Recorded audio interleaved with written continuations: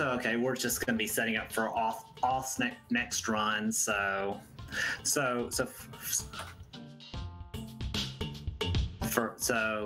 okay. So just setting up for Flynn.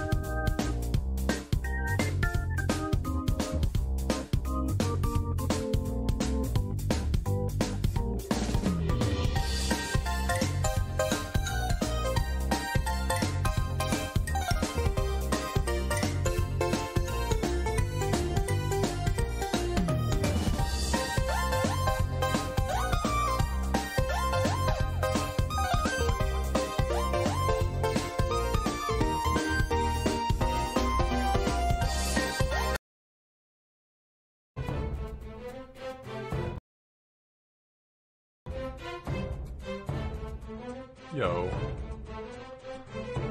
Hey, it's Pete. Can you hear me? Hold on, I'm getting my mic closer. I can. I literally just asked him 30 seconds ago if he wanted to commentate, and it turns out he does. Hold on. Let me mute my mic. Alright, there we go. Oh, we're live, okay. Yeah, to all the people who are organizing this marathon, thanks for staying on your toes while I literally just change things up however I see fit. Okay, so this is Flynn and Freckles, and it's kind of a good game. I'm gonna go ahead and get it started because there's like a minute worth of cutscene at the beginning. This is bootleg Wind Waker. That's really every bit of it you need to know. So it should be noted that this game is supposed to come out on PS4, I mean PC, but right now it's only available on PS4. Whether or not they're still going to release it on PC is unknown. I think it's at least in the Steam store. I don't know if it's available yet, but I think it's there's a listing for it in the Steam store right now. I'm just bringing up your channel to see if you have less delay.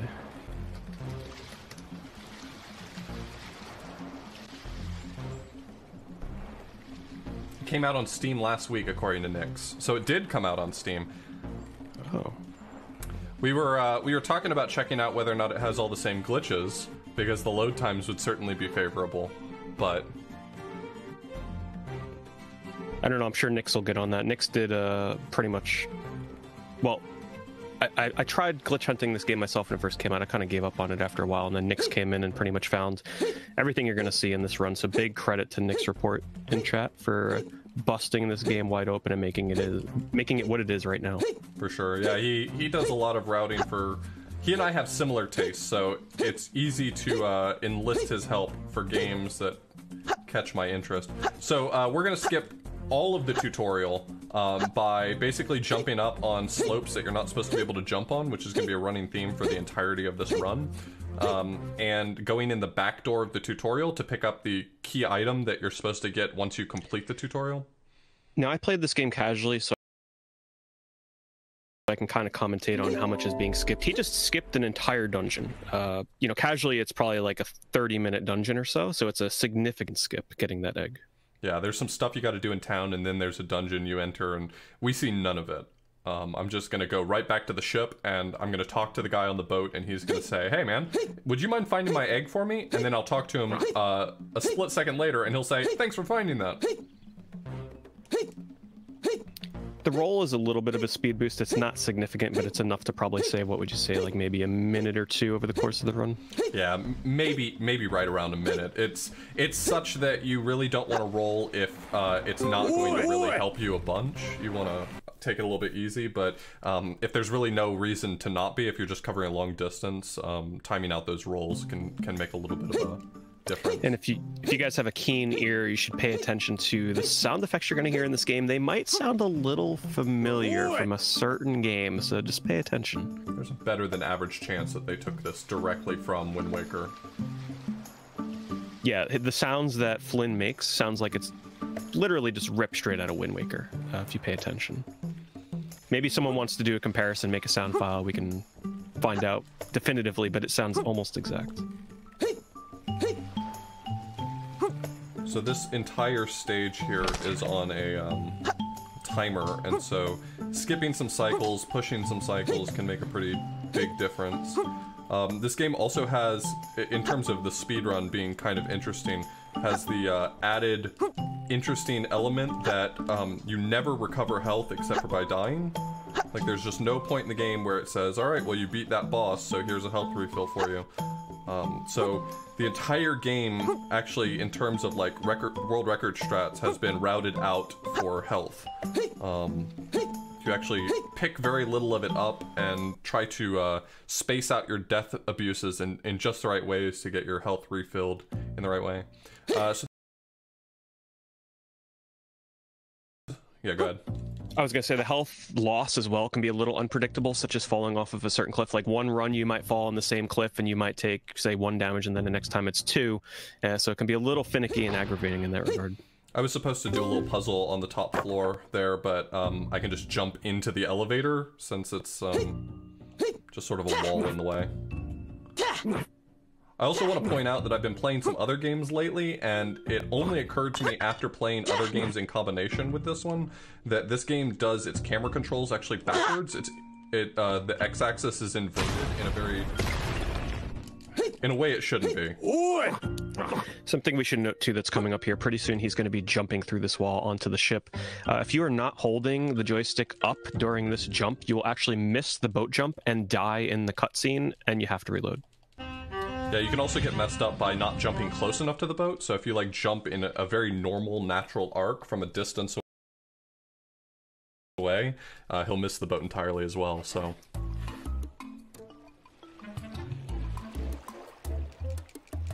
Dropping some frames for some reason. Yeah. Probably the hurricane, but...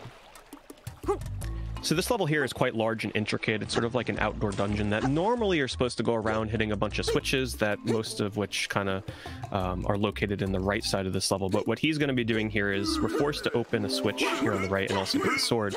And then he's going to do a huge skip to the last switch in the level, letting him bypass this section entirely. It took a lot of finicking around trying to get these clips just right and make them very consistent. I'm going to lower my bitrate significantly on the next full load screen and see if that helps a little bit mitigating it. I'm going to try to do a clip through this wall. I may go around if it looks like it's not going to give. The clip that I'm about to try is probably the hardest wall clip in the game. There may be harder ones, but we get an extra ability later that's going to make it not necessary to try to do it this way. When the run was first starting, we used to actually just run around this mountain, and then eventually we started trying to jump up these rocks, which was equally as difficult, and this is what it's evolved into now. So what he's doing here, he's rolling and attacking at very precise moments, almost frame perfect in some regard, and trying to inch his way through the wall, which he just did here. And then these jumps are also very precise. It is extremely easy to just slide down these rocks that he's jumping on by mistake. And then he's also going to be doing the wall clip in a very precise location through this vine door that normally it's what you're supposed to open up at the very end of the level, but we just clip straight through it to the final switch. You have to sit up because I set my webcam in a weird way. Yeah, so this game doesn't take very much distance before it decides that you've fallen far enough to take damage, so even the act of just walking downstairs can be very dangerous. Oh, or just walking off a ledge right there. Oh, yeah, okay. I'm a few seconds behind you, so if you hear my commentary, if it's a little out of sync, I'm about 5 seconds behind off.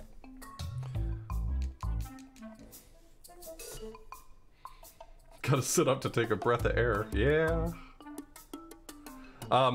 So this game doesn't really... So in terms of it being a platformer, it's a little bit janky in terms of if you jump off of a slope while you're going downhill. I mean, you've got... It just depends on whether or not the game thought that your feet were on the ground at exactly that moment.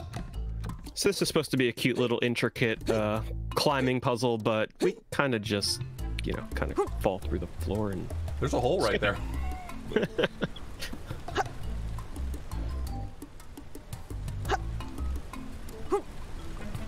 I tried so long, and I know I'm sure Nix did as well, to try and find a way to just clip ourselves through this door, or was it?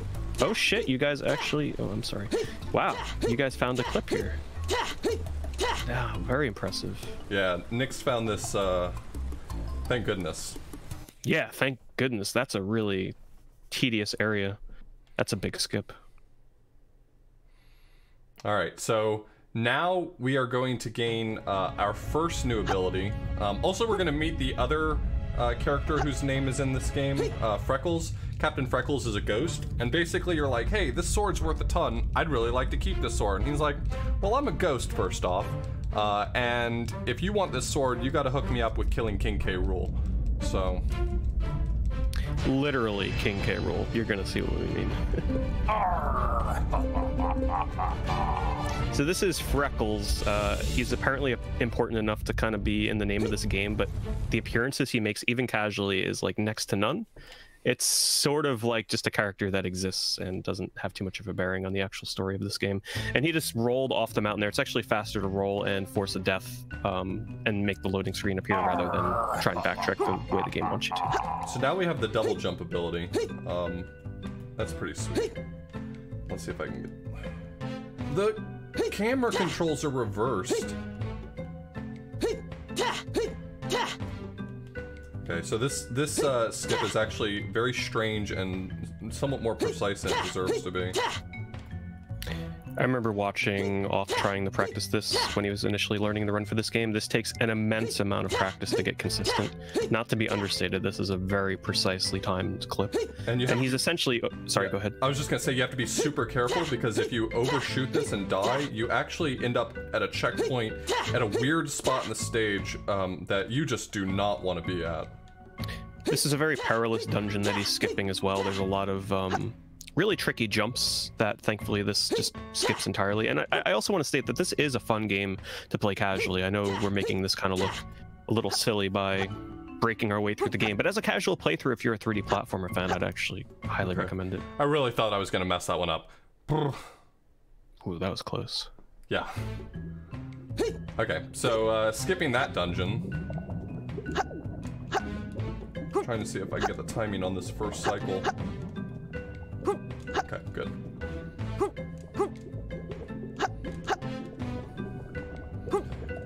So this is sort of the running theme of this game, as you can see, is trying your hardest to not play the levels. Even though, I would say that despite this game being kind of a janky mess in terms of what you can do speedrun-wise, it is a cool game and it plays pretty okay just in general. If someone asked me if I would recommend that they play it casually, I'd say that's probably got enough to be worth playing casually. Yeah, the controls are actually quite forgiving. The jumps in this game work well for a speedrun as well. You have a lot of control in the air, which helps make a lot of these jumps that he's doing a little easier than they would be in a normal broken 3D platformer. Unfortunately, past a lot of the spots where the run, like past the points in the run where for a marathon I'd say, oh, that is a situation you really don't want to be in. I just want to note when I played this game, that puzzle stumped me for like a solid 20 minutes. It was torture. Not knowing the exact route. I'm filling up on health because I want to see whether or not I can get back on the correct health route for this game. It's not really necessary. This game's actually ultra safe for a marathon because you have infinite lives and it just refills your health. It's not a big deal. But getting back on the actual health route would be pretty cool. You guys haven't really seen exact reasons why health is so important yet. You're going to see that in just a bit. Towards the end of the game, there's a lot of fall damage abuse to make it through the levels out of bounds. We tried for a very long time to find a skip for this boss as well, because it's by far one of the longest segments of the run that has no form of abuse to get through it quickly. Yeah, you can actually get more or less out of bounds and get to where the actual boss that we're fighting is sort of up there on his perch. You can get up there, but there's no trigger for like ending the level, so it's pointless to do so.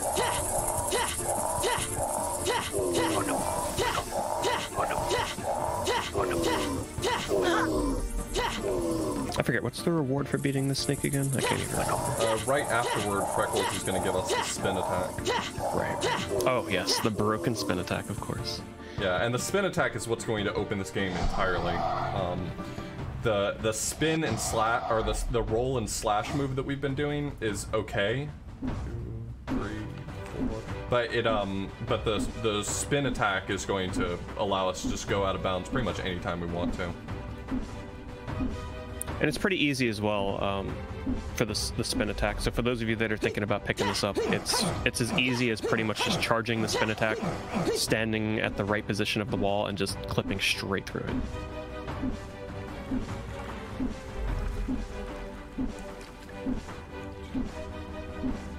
it. So I believe... Oh, sorry. No. I was just saying why I'm not talking. Yeah. So I guess I'll explain a little brief history on this game. I believe this was a college project among a group of four college students making their first game, and I think after college ended for them, they kind of just continued development on the game post-college, and this is what we ended up with. It's actually, considering it's their first game ever together as a small indie studio, it's quite impressive in terms of its scope. Playing through this game casually will take you probably a solid 6 to 8 hours if you take your time. Mm-hmm. So it's quite the lengthy, well-made 3D platformer. In terms of well-made, meaning level design is quite impressive and varied. It never really gets stale, or it doesn't have fallbacks such as just like boring block pushing puzzles. It's got some nice design to it. Yeah, and there's like collectibles hidden throughout the stages. There are compelling reasons to play this game even casually. Alright, so this is going to be our first out of bounds, and it's literally as easy as it looks. You just spin at any sort of ceiling that's sloped down towards you. Man, I would benefit so much from the camera zooming out, thank you. And as you can see, sometimes these out-of-bound clips get a little bit scary because walls start disappearing, floors beneath you start disappearing, black abyss appears, so it can make them a little more difficult. Yeah, there's certainly a few skips throughout the game where I'm just relying on knowing what the geometry looks like, not actually being able to see it. So if we're comparing this to Zelda, this area here is the equivalent of Hyrule Field from, say, Ocarina of Time. It's actually a large, sprawling area, outdoor area, where Auth is pretty much just, jumping through the top of the level. You are not meant to be on top of any of these mountains, and you can see the level beneath him here. It's pretty complex. There's actually a village that we just, don't even bother with, because we just jump straight to the end of the level. There's a lot that you have to do here. It's one of the most lengthy parts of the game that just goes straight to the exit. I would say that the biggest contribution that Nick's brought to the game when he started routing it was actually removing one of the biggest quests that you have to do in here. Right, so the town that you go to here, you're forced to get bombs, but we found a way to just route it. I mean, just imagine a Zelda game without bombs, right? That's pretty much what this has become. One of the most essential items previously was a huge roadblock because we only needed the bombs for one very specific section, and it was a huge inconvenience because it added on, like, I'd say, 10 minutes to the run if you do it really optimally, but now we don't have to worry about bombs at all. You know what? My health is actually fine, but I'm gonna pick up the extra health just for a little bit of peace of mind.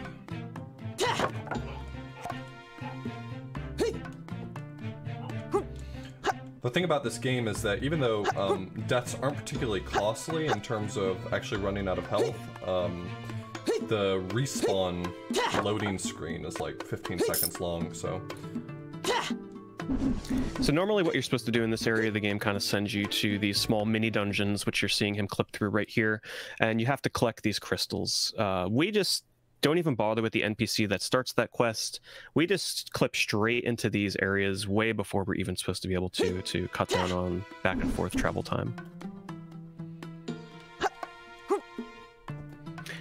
Now this area here, what you see Auth doing is the biggest discovery of the run that was discovered is how to get through this area without needing bombs. There's normally a wall here that you have to bomb in order to reach this crystal, but he's doing some very precise jumping, which he's doing a really good job at, because this is kind of like where I gave up running this game, because these jumps are quite infuriating initially getting up here. That out of bounds jump right there is actually a huge roadblock for learning this game, because it's surprisingly precise and it's not very clear actually what you're supposed to... Oh no, I actually clicked through, I took more fall damage, but it's actually faster, so whatever. That is a clip right there that I've had happen to me one other time, and boy, if I could just figure out how to do that consistently, I could save a little chunk of time, but... Yeah, jump. Once again, this outdoor night area is another quite large... I wouldn't say open world, but it's quite a large explorable area that's got a little side quest here and there, like, you know, you talk to the NPC to get the crystals. There are no actual side quests in this game. It's more of just progressing the story by talking to an NPC, figuring out where you need to go next, and actually going there. So he's just going to be stocking up on some health here, because coming up quite soon is by far the most dangerous part of the run in terms of health management. Yeah, I'm almost certainly going to take an intentional death before doing the lazy river. It's just, there's no way I can guarantee I could do it without taking damage. That's what the world record route demands, is that you have to do the strat without taking any damage because you're so low on health, but it's just fall damage galore. So I think this was actually your find, right? This doing the jump off of the tree? Yeah, I remember watching your stream and you were doing it a really complex way by climbing up the mountain, and I'm just like, well, I mean, this is still not easy. We don't want to understate that. It's still very possible to slide off this mountain, but yeah, you can just jump up on this mountain and jump to this tree instead. I'm really glad I didn't take fall damage there since I was on my last hit point. So he's heading now towards the that's not good. second crystal. I'm almost guaranteed to take fall damage here, so I might do the, I might trigger the checkpoint and just take the fall damage anyway. The reason why we're forced to collect these crystals is because there's a major roadblock at the end here that you're going to see shortly, where you have to ride these boats to get to the very end of the game, and in order to activate those boats, you need these crystals. We tried a lot of different things for a very long time to try and find a way to not need any crystals, but it's just not possible yet. So there's a small chance I could have slid down that slope and not taken any damage for it, and we could have proceeded like that, but it was much safer for me to long jump into the checkpoint, which is where I ended up, and so my death actually just put me right back where I was. This part of the game here, there's also an entire area that he is just completely bypassing. I forget what's behind the gate, but it's like I think it's another crystal or a key or something silly that you need to start the quest to get the crystals, but we don't even visit that part of the game. Oof. Oofa-doofa.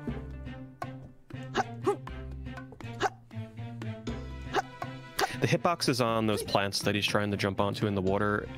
It's trickier than it looks. There's certain parts where it looks like you can land on it, but you just fall straight through or right off. There's specific sections that sort of, if you can imagine it as just a flat pillar, and everything else is kind of just no hitbox. One of the cool things about the speedrun is so many pieces of it are actually based around combat, and we do so little of it. Like, there's 2 boss fights, I think, is pretty much what this speedrun boils down to at that point. Yeah, I'm excited to see the final boss now, because when I was running this, the final boss was much more of a pain in the butt than he is now. He's sort of a joke in its current state. Yeah, he definitely gets a lot easier, and we can... So I have to die right here in order to warp to where the boat is in the middle of the map. There might be another way to do it, but I don't know it. Because we didn't enter in sort of the way the game expected us to, this boat is not already moving, and so it wasn't going to come and pick me up, so I needed to kill myself to teleport to where the boat starts. So we actually have a way where we can get under this water, we can fall down and go out of bounds and survive falling into the water, where normally you just instantly die if you fall into water in this game. And we can get underneath that mountain that you see in the far distance, which is leading to the end of the game, but we cannot find a way to trigger the end load zone without dying, which is very unfortunate, because if we can do that, we can bypass getting these crystals, we can bypass riding these boats. It would be a huge skip. So if you're a glitch hunter that really wants to test the possibilities in this game, there may be like a 1% chance. Good luck, but it could be possible. Yeah, we've definitely tried some things here. This door right here, if you could get into the load zone after it, you wouldn't have to collect the 2 crystals, but I mean, I certainly have not invested really anything into it. This would be mostly Nix and Pete who have looked into it, but from what I understand, it just doesn't look like it's going to be possible. We've tried combining all manner of glitches in this game. I'm at 3, but I think I might just go ahead and do the refill. 3 is probably pretty manageable, but 5 is ultra safe. So this is Lazy River. Normally, casually, it's literally just that. You're just riding down a float in the water, which is like a giant alligator. And it takes forever to get through this, several minutes. I think it's about 9 minutes. It's quite lengthy and also treacherous. It's not easy. There's some areas that have some tricky jumps. So what Auth's going to be doing here is he's going to be clipping completely out of bounds through the largest out of bounds section in the game by far, where health management is going to be real. He has to really watch his health, because once he's up there, there's no getting health back. There's no health refills, because obviously the game does not want you in the top of this level. Boy, I'm having a really hard time hitting. There's an invisible piece of geometry there I'm trying to get to. 4 health is still fine. I'm not gonna... Don't you fall out, though. Okay. Alright, so we're gonna go through a little bit of flashing, but now we're fully out of bounds and we don't have to worry about it. It's technically possible to go through this entire out of bounds section here that I'm gonna do without taking any damage, but that's extremely challenging. I expect to probably take 1 or 2 hit points of damage, and at the very end, you have to basically jump into the load zone, but it's right over water, so you would die there. You would take damage there anyway. And the path through here is very specifically routed. There are certain parts of these hills and mountains that if you land on one section, it's just a flat ground where you can perfectly land on it just fine. But there are certain parts of it where if you land on it in just the wrong spot, you're just going to slide down and die. So this may look like he's just having fun, kind of hopping his way through here, but this is very precise platforming he's doing. I lost my bearings there for a second back there and took fall damage because I didn't know where I was, but I have to be very careful. If I just walk down most of these slopes, the game actually doesn't register my... Wow, I'm actually... I managed to eat through those 4 hit points pretty fast. Okay, we're gonna play this... Technically speaking, there's only 1 precarious jump remaining, so... Let's But if you die while you make the jump into the final load zone, you're fine. Yeah, we're just I've just got 1 slightly precarious jump remaining that I could easily take fall damage on, so I'm gonna remain positive and hopeful. That's where I'm at right now. Please stop sliding. Whatever, let's just go for it. And if I'm correct, that's what creates the zombie state, right? That we're going to be using later, where if you die in a load zone, is that what creates the zombie state? So it's not dying in a load zone. It's actually dying in a cutscene that's uninterruptible. Right, okay. So if I die in a load zone, then when I spawn on the other side of it, when I load into the new area, it's just going to say, all right, you're out of health, start over. And so I'll resume from there. I'll just get a slightly longer load time. But the zombie state is one where we can put ourselves at 0 health and continue playing, which is very helpful. As you're gonna see shortly. Alright, so I'm gonna get a health refill here. I actually don't really particularly want the health refill, because I'd like to be low on health to trigger the zombie glitch, but we'll burn through that health pretty easily. Especially if I'm as bad at doing the bridge jump as I usually am. So what's coming up here is the final dungeon in the game. It's actually a really cool dungeon that when I first played through the game, I just glitched kind of my way through it by accident. So I didn't get to see the full dungeon, but it's a pretty beefy dungeon with a lot of side rooms. Yeah, didn't you find the glitch like by accident for how to skip most of this dungeon?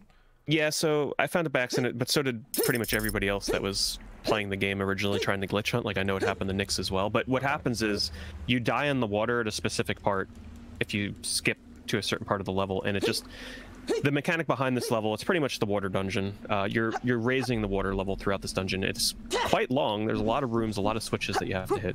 But if you watch Auth, he's just going to jump up this arch here onto this bridge.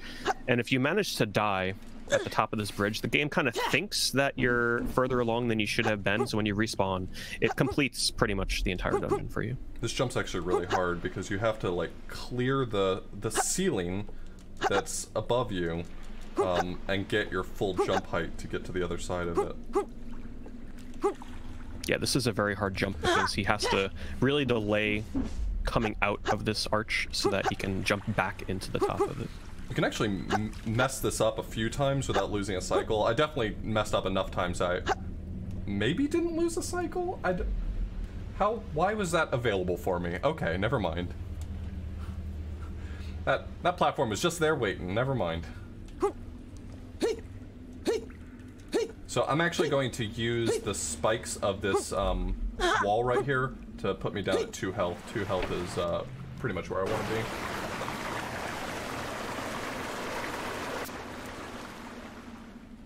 be. Yeah, so you can see him raising the water level now. That's what you're supposed to be doing throughout the entire dungeon. And here, I'm going to load so that I get the water level to come the rest of the way up.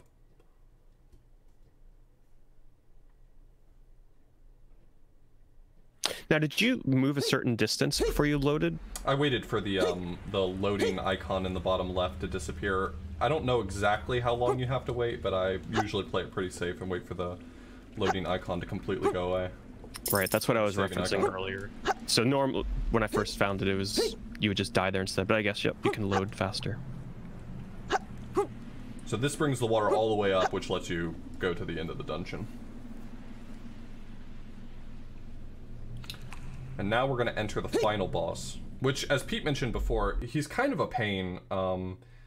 He's not, I wouldn't describe him as a hard boss, but it's just kind of tedious, and health management matters, so we're going to make health management not matter.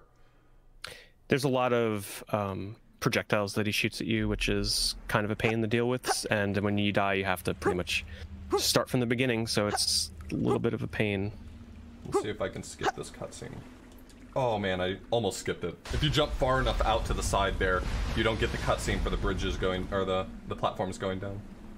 Alright, so the trick here is, I'm just going to warp to the very top of this, and then take massive fall damage as I go into this boss fight.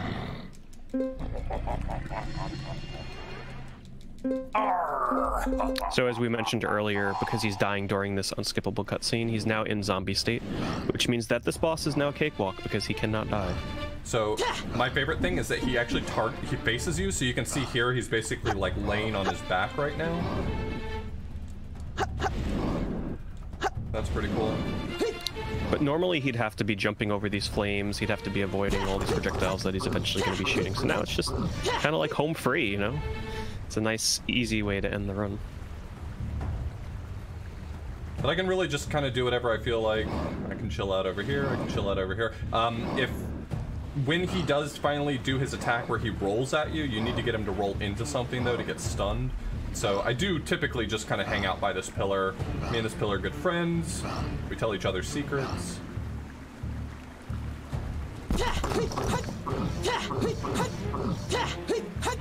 So this boss has a fixed amount of health, and at each stage of the health, he goes to a different phase. So it's not like he has a certain amount of health for phase 1, a certain amount of health for phase 2, and a certain amount of health for phase 3. He just has one life bar, and so one of the things you can do is, if you can sort of manage his health properly, you can push the phases in different ways. So here, with the amount of damage I've been doing, we'll probably only see one round for phase 2, which is, I mean, the phases where he shoots out fireball, or the fire rings, is just kind of tedious, so it's nice. What's your current time for this game right now? 29:54. And is that a pretty... Oops, sorry. No, you're gonna ask, is that optimized? Yeah, how optimized is that? There might be a little bit of time left to save. I imagine like 29:30 or low 29 is probably still possible, but to get that time, it pretty much required that the health route be routed out perfectly. So that was just my best run I've done where I didn't mess up the health route. So since I missed one hit, he's now at, let's see, 6, 6, 5, 17, so 13 health. At 12 health, he would have moved on to phase 3, but because he's at 13, he still has to do this phase one more time. It'll just cut out some time of phase 3 instead of cutting out time of phase 2.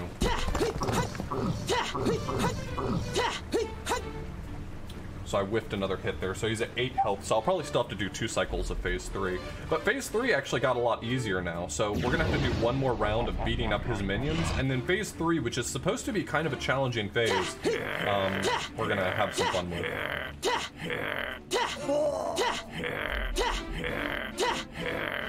This game seems... I'm kind of curious to see where this development goes. I'd like to follow them, because this is... You got to admit, like, even as broken as this game is, it's a pretty confident effort, and I'd like to see what other 3D games they come out with. It makes me wonder if they watched your run to see just how blown open this game has become.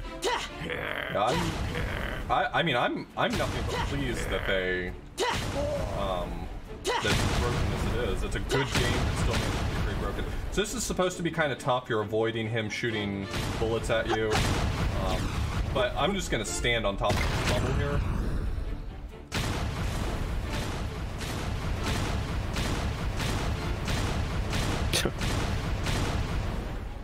I wonder if that was possible before Zombie State. I wonder if that's something we could have done. I think so, but he'll bump you back. And also, I think you take knockback, but no damage if you touch the bubble usually.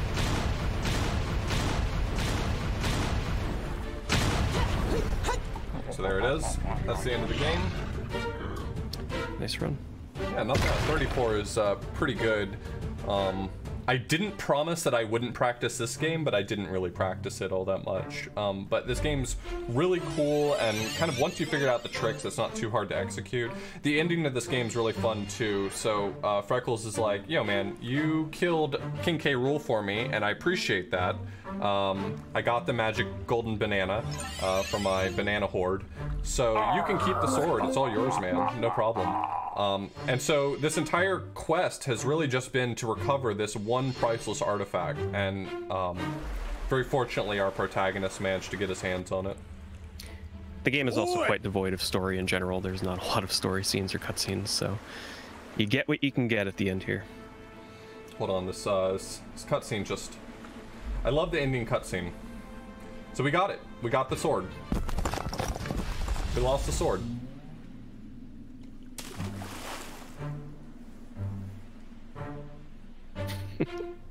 That's Flynn and Freckles.